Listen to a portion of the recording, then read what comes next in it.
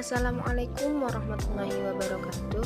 Perkenalkan, nama saya Amelia Nurlaini dengan NIM T20197059.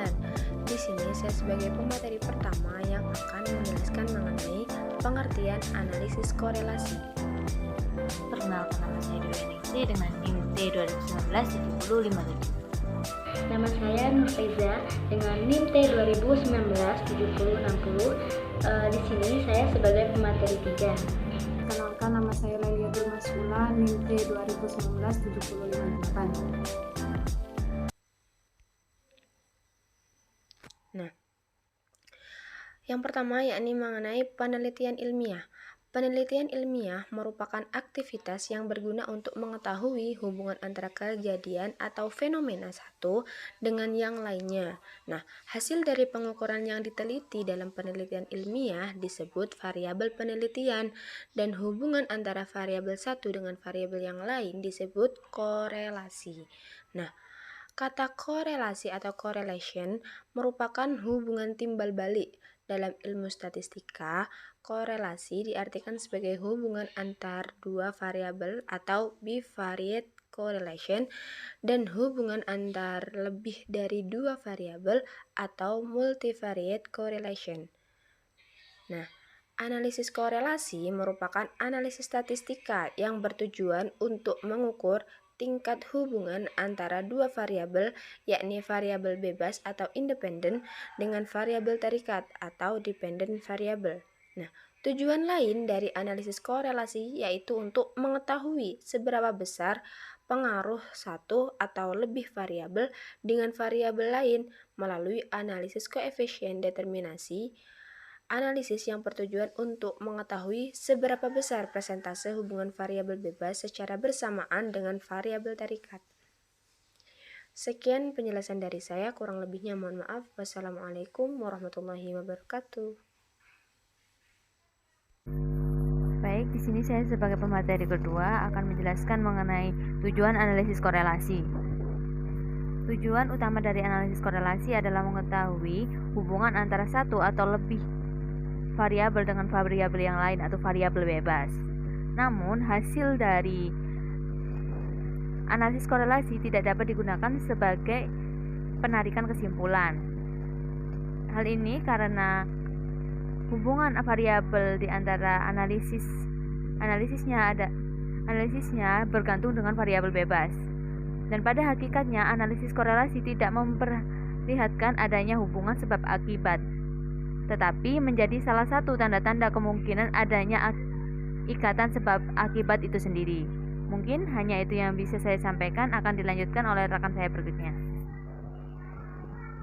Baik, di sini saya sebagai pemateri 3 ingin menjelaskan tentang macam-macam analisis korelasi. Yang pertama yaitu korelasi produk momen. Korelasi produk momen adalah teknik analisis data yang digunakan untuk mengetahui hubungan dua variabel. Nah, masing-masing variabel yang diteliti merupakan data yang berskala interval atau rasio. Teknik korelasi produk momen tergolong statistik pragmatik. Nah, asumsi atau uji persyaratan analisis yang diperlukan ada 3, yaitu yang pertama, hubungan dua variabel membentuk garis lurus atau linier.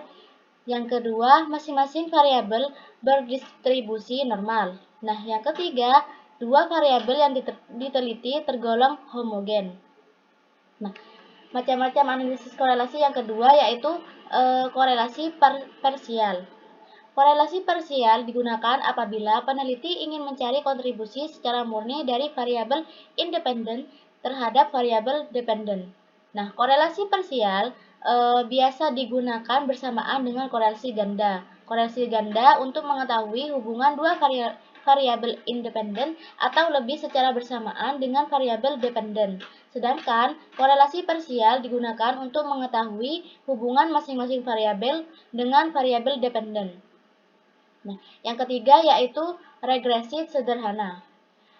Regresi sederhana digunakan apabila peneliti ingin mengetahui linearitas hubungan dua variabel dan dapat pula digunakan untuk memprediksi kenaikan variabel dependen jika variabel independen diketahui. Yang keempat, regresi ganda. Regresi ganda digunakan untuk mengetahui linearitas hubungan dua atau lebih variabel independen dengan satuan variabel dependen dan dapat pula digunakan untuk memprediksi harga variabel dependen jika harga-harga variabel independen diketahui. Nah, yang kelima yaitu korelasi tata jenjang.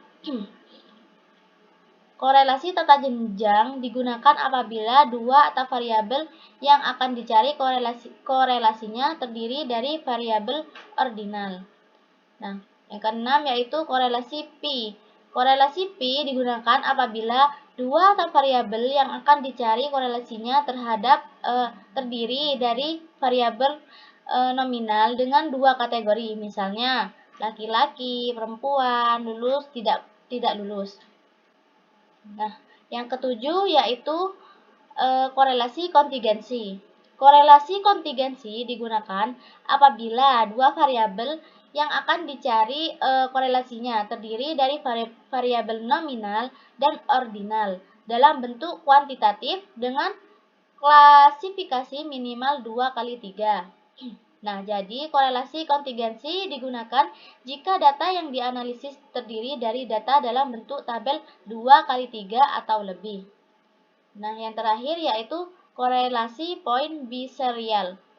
Korelasi point biserial digunakan apabila dua variabel yang akan dicari korelasi terdiri dari variabel minimal diskrit atau terbagi dua dan variabel interval atau ratio. Sekian dari saya, selanjutnya akan dijelaskan oleh teman saya.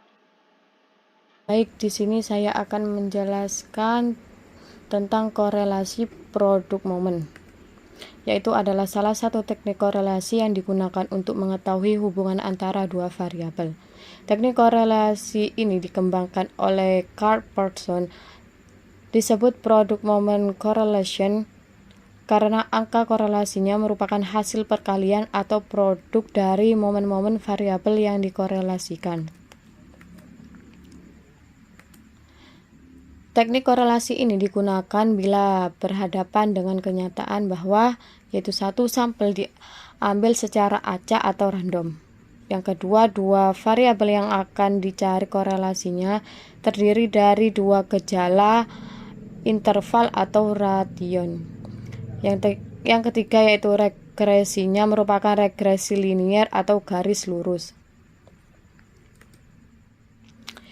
Untuk melakukan interpretasi atau penafsiran terhadap angka produk momen dapat ditempuh dengan dua cara sebagai berikut. Yang pertama yaitu dengan menguji signifikansi korelasi, yaitu tes signifikansi karena korelasi dilakukan dengan membandingkan antara besarnya angka korelasi yang diperoleh melalui perhitungan data observasi atau R0 dengan besarnya angka korelasi yang tercantum dalam tabel nilai R produk momen. Yang kedua yaitu dengan cara yang sederhana, yaitu berpedoman kepada ketentuan-ketentuan yang sudah ditentukan. Sekian dari penjelasan saya akhiri. Wassalamualaikum warahmatullahi wabarakatuh.